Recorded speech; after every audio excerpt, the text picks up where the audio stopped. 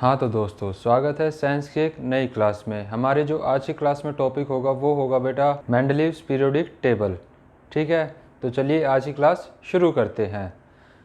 अब बेटा इससे पहले हम जिन साइंटिस्ट को पढ़ चुके हैं बेटा, उन्होंने जो रूल्स बताए, जो अपनी पीरियोडिक टेबल बनाई, वो बेटा फेल हो गई थी टाइम के साथ। अब बेटा जो अगले साइंटिस्ट आते हैं वो हैं बेटा मेंडलीव्स। बेटा जो मेंडलीव थे, इनकी जो पीरियोडिक टेबल है वो काफ़ी हद तक सक्सेस हुई थी काफ़ी चीज़ों में। तो चलो इसको पढ़ते हैं एक बार, इन्होंने कैसे अपनी पीरियोडिक टेबल बनाई और उन्होंने कैसे क्या रूल्स बताए। ठीक है, अब बेटा देखो, जितने भी साइंटिस्ट थे उन लोगों ने एलिमेंट्स को कैसे अरेंज किया। एलिमेंट्स को अरेंज किया था बेटा in the order of increasing atomic mass. इससे पहले जो दो साइंटिस्ट के बारे में हम लोग पढ़ चुके हैं, उन्होंने भी ऐसे ही लिखा और इन्होंने भी ऐसे ही लिखा, लेकिन इन्होंने एक चीज़ नोटिस की, the element with similar properties occur at regular intervals. मतलब जिस टाइम ये अपनी टेबल बना रहे थे, मान ले कि ये अपनी टेबल में ऐसे बनाने लग रहे हैं, ठीक है, जब ये टेबल बना रहे थे अपने एलिमेंट्स को x y z a b c कुछ भी एलिमेंट्स थे, जब वो इसमें लिखने लग रहे थे इन एलिमेंट्स को, तो बेटा उन्होंने एक चीज़ नोटिस की कि बेटा मान लिया जो एक्स एलिमेंट है इसकी प्रॉपर्टी सी से मिलती जुलती है, तो बेटा ये जो सेम एलिमेंट है ये कुछ रेगुलर इंटरवल के बाद रिपीट होते थे।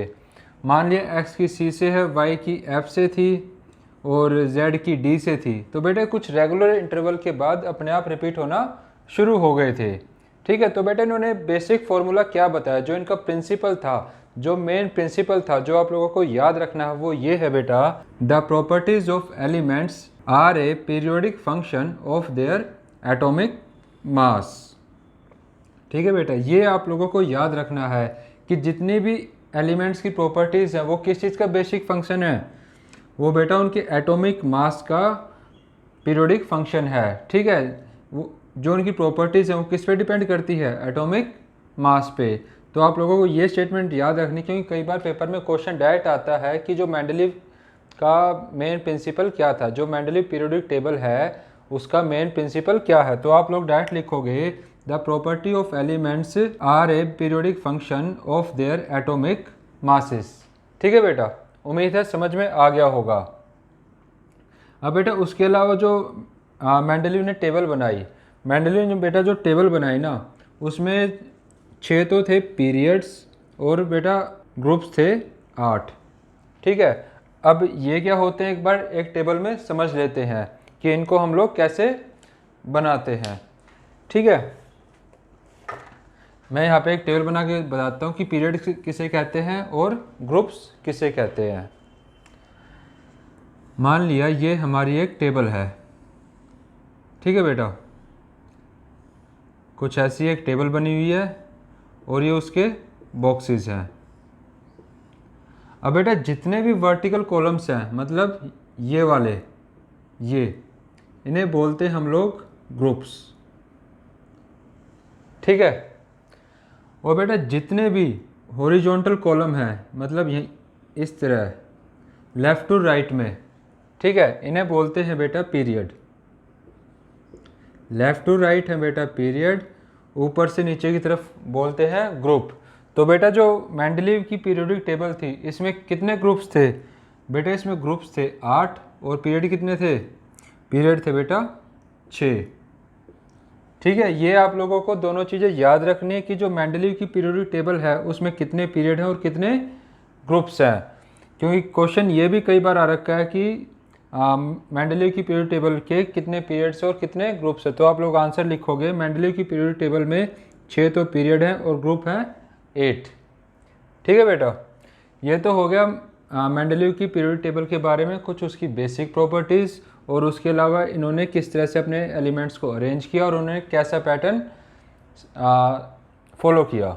ठीक है बेटा, और इनका जो बेसिक प्रिंसिपल था वो ये था, ये मोस्ट इम्पोर्टेंट है, जो इसका ये सेकंड पॉइंट है ये मोस्ट इम्पोर्टेंट है बेटा, कि जो प्रिंसिपल क्या है मेंडलीव पीरियोडिक टेबल का। ठीक है, ये तो होगी पीरियोडिक टेबल की बात। अब बेटा इसकी प्रॉपर्टीज़ देखते हैं कुछ, कि इसमें प्रॉपर्टीज़ क्या क्या थी, जो मेंडलीव की अचीवमेंट थी, जो बाकी साइंटिस्ट अचीव नहीं कर पाए थे। ठीक है, अब इनकी अचीवमेंट के बारे में पढ़ेंगे। तो बेटा सबसे पहले अचीवमेंट आती है some gaps were left for the undiscovered elements like gallium, scandium and germanium. अब बेटा समझते हैं इसको कि अचीवमेंट कैसे हुई। जिस टाइम बेटा एक बार ना वीडियो को पॉज करके इस साइड की कॉपी में नोट डाउन कर लो, ठीक है, फिर मैं इसको रब करता हूँ, यहाँ समझेंगे इसको अच्छे से।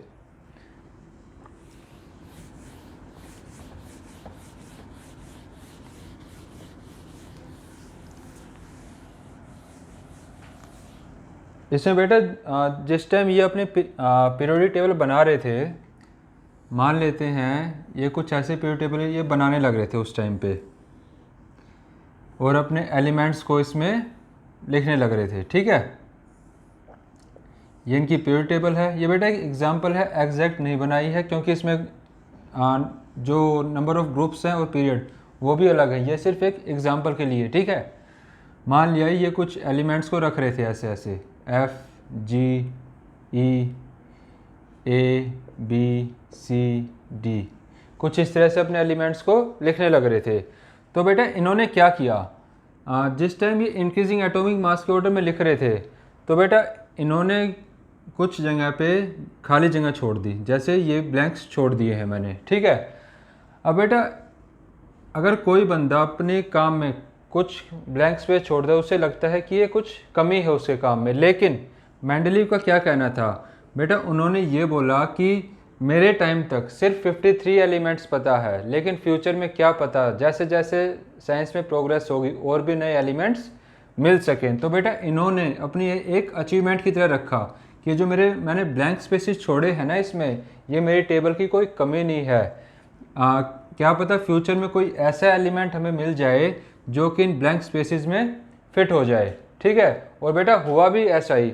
जब इन्होंने अपनी पीरियोडिक टेबल बना के दे दी थी, तो बेटा कुछ टाइम बाद हमें एलिमेंट मिले 3, जो थे गैलियम, स्कैंडियम और जर्मेनियम। अब बेटा जब इन तीनों को इस टेबल में रखा गया, तो बेटा उन्होंने जहाँ जहाँ ब्लैंक स्पेस छोड़े थे, इनके एटॉमिक मास के अकॉर्डिंग ये तीनों एलिमेंट्स उसमें फिट हो गए, ठीक है। उम्मीद है इसकी जो पहली अचीवमेंट थी इस पीरियोडिक टेबल की, वो आपको समझ में आई होगी कि ये जो इन्होंने ब्लैंक्स छोड़े हैं, यहाँ पे जो फ्यूचर में एलिमेंट्स हमें पता चले वो यहाँ पे एज इट इज़ फिट हो गए, बिना किसी टेबल के एलिमेंट्स के साथ छेड़छाड़ किए हुए, ठीक है बेटा। ये तो हो गया फर्स्ट पॉइंट। सेकंड क्या था, सेकंड था बेटा नोबल गैसेस को लेकर, ठीक है। अब बेटा इसको लेकर क्या था, बेटा हमें पता है जो नोबल गैसेस हैं वो बिल्कुल अनरिएक्टिव होती हैं, या फिर हमें उन्हें बोलते हैं इनर्ट गैसेस। इनर्ट गैसेस मतलब वो किसी के साथ रिएक्ट नहीं करती। तो बेटा इनके साथ कैसी अचीवमेंट बनी, बेटा हमें पता है ये नोबल गैसेस अनरिएक्टिव है। तो बेटे फ्यूचर में काफ़ी टाइम बाद पता चली, जिस टाइम तक मेंडलीव की डेथ भी हो गई थी, उसके बाद हमें नोबल गैसेस के बारे में पता चला। उसे बेटा कौन सी गैस मिली हमें, हीलियम, नियोन और argon were discovered very late because they are very inert. ये तो हमें पता है नोबल गैस इनर्ट होती, तो इसी वजह से काफ़ी टाइम बाद पता चला इनके बारे में। लेकिन बेटा जब इन गैसेस को इस टेबल के अंदर रखा गया, तो पहले की जो टेबल थी बिना उसमें कुछ चेंजमेंट किए हुए ये अलग से एक ग्रुप में फिट हो गई, ठीक है। ये सबसे बड़ी अचीवमेंट थी। When these gases were discovered they could be placed in a new group without disturbing the existing order, ठीक है बेटा। इनर्ट गैसेस का एक अलग से ग्रुप बना दिया गया और ये आराम से अपने एटॉमिक मास के अकॉर्डिंग इसमें फिट हो गई, ठीक है। ये इसकी सेकंड अचीवमेंट थी और मोस्ट इम्पोर्टेंट। पहले थी इन्होंने अपनी टेबल में कुछ गैप्स छोड़ दिए, किसके लिए छोड़ दिए, फॉर दी अनडिस्कवर्ड एलिमेंट्स। और बेटा हुआ भी ऐसा ही, कुछ टाइम बाद हमें कुछ एलिमेंट्स मिले जो इस टेबल में एज इट इज़ फिट हो गए। सेकंड अचीवमेंट है नोबल गैसेस की, कि जिस टाइम हमें नोबल गैसेस के बारे में पता चला, तो बेटा ये नोबल गैसेस भी इस टेबल में एज इट इज़ फिट हो गई, ठीक है। अब अचीवमेंट्स तो इतनी अच्छी थी, लेकिन इसमें भी कुछ लिमिटेशंस थी। अब वो लिमिटेशन क्या है उनके बारे में जान लेते हैं बेटा, कि लिमिटेशंस क्या क्या बनी फिर। बेटा सबसे पहली लिमिटेशन थी position of isotopes.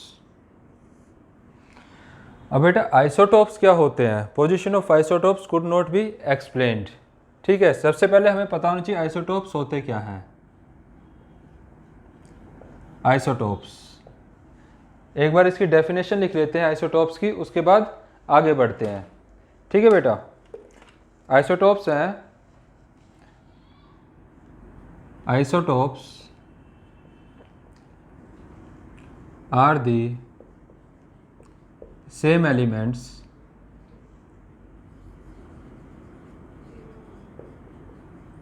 having same atomic number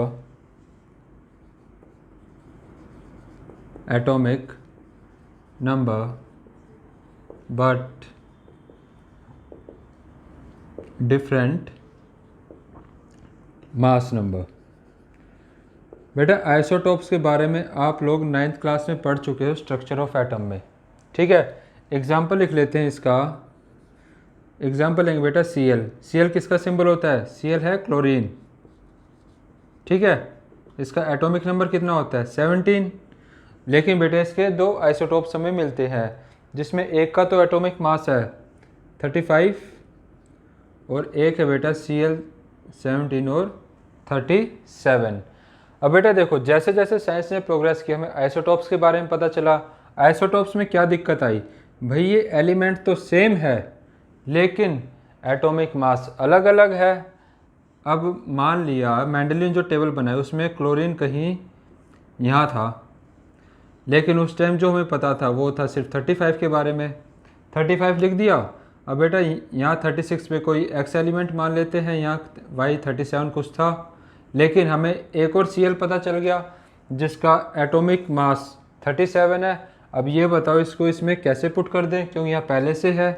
तो बेटा इसलिए जो इसकी पहली लिमिटेशन पता चली इस टेबल की वो ये थी कि जो आइसोटोप्स की पोजीशन है उसको ये एक्सप्लेन नहीं कर पाए कि आइसोटोप्स को एग्जैक्टली कहाँ प्लेस किया जाए।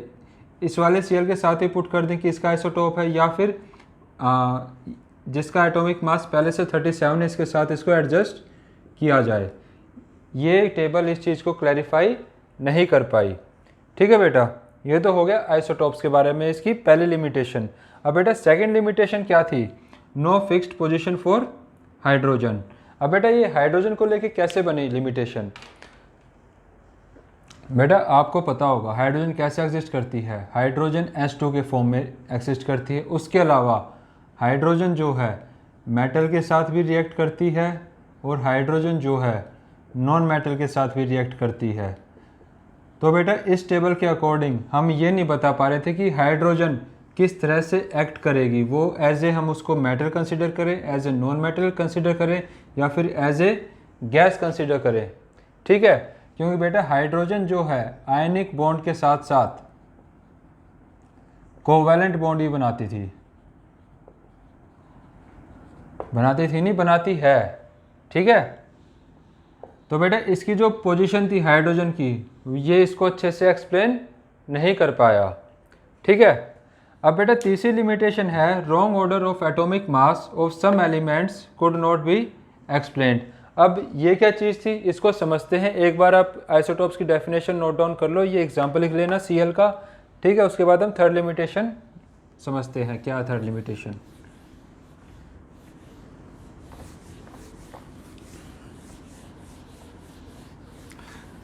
बेटा जो थर्ड लिमिटेशन है ना वो ये कह रहा है कि जब मेंडलीव ने अपने एलिमेंट्स को रखा, जब मेंडलीव ने अपने टेबल में एलिमेंट्स को रखा था, बेटा जो बेसिक फंडा इन्होंने बताया कि भाई मैं एलिमेंट्स को लिख रहा हूँ in the order of increasing atomic mass. ठीक है, उन्होंने बोला मैं भाई एटॉमिक मास के इंक्रीजिंग ऑर्डर में इनको लिखने लग रहा हूँ। लेकिन जब ये टेबल बना रहे थे कुछ एलिमेंट्स को फिट करने के लिए इन्होंने बेटा क्या किया, कुछ ऐसे एलिमेंट्स जिनका एटॉमिक मास ज़्यादा था वो कम एटॉमिक मास वाले से पहले रख दिए। ठीक है, फॉर एग्जाम्पल में बेटा हम लोग लिखेंगे, एक एग्जाम्पल दे रहा हूँ मैं आप लोगों को जो इन्होंने किया कोबाल्ट और निकल के बारे में। कोबाल्ट और निकल, कोबाल्ट का सिंबल CO, निकल का Ni। ठीक है। अब बेटा जो हमारा कोबाल्ट है इसका वेट है 58.9 और निकल का वेट है बेटा 58.7। ठीक है। इनके बेसिक रूल के अकॉर्डिंग तो कैसे होना चाहिए था, निकल पहले आएगा और कोबाल्ट इसके बाद आना चाहिए, लेकिन इन्होंने अपने टेबल में कैसे लिख दिया बेटा, टेबल में कोबाल्ट को तो पहले लिख दिया और निकल को बाद में। अब बेटा साइंटिस्ट ने इनसे क्वेश्चन किया कि भाई आप हमें ये समझाओ कि आपने इनको पहले क्यों लिखा, तो बेटा ये इनका रीज़न नहीं दे पाए कि इन्होंने ऐसा क्यों किया। ठीक है, ये थी इसकी थर्ड लिमिटेशन। बेटा जो ये हमने आज का टॉपिक किया है मेंडलीव वाला, ये मोस्ट इंपॉर्टेंट है, डायरेक्ट क्वेश्चन आ सकता है कि इनकी अचीवमेंट के बारे में बताओ, लिमिटेशन के बारे में बताओ और इनका बेसिक प्रिंसिपल। बेटा कम से कम 3 नंबर का क्वेश्चन बनता है और सीबीएसई बनाने को 5 नंबर का भी इसमें से बना सकती है। ठीक है बेटा, उम्मीद है ये वाला टॉपिक आप लोगों को अच्छे से समझ में आ गया होगा। इन लिमिटेशंस के साथ हमारा ये टॉपिक यहीं पे कंप्लीट होता है। ठीक है, उम्मीद है आपको अच्छे समझ में आएगा, लेकिन फिर भी किसी को कोई अपना क्वेश्चन है या कोई डाउट है किसी के माइंड में, तो आप लोग मुझसे अपने क्वेश्चन और डाउट शेयर कर सकते हो। शेयर करने का तरीका आप लोगों को पता है, कमेंट बॉक्स से अपने क्वेश्चन और डाउट को मेंशन करके, और बेटा मैं कोशिश करूँगा आपके हर कमेंट का मैं जवाब दे पाऊँ। ठीक है। एंड बेटा इन द एंड अगर आज की वीडियो आपको पसंद आई हो so please like share and subscribe my channel. Thank you.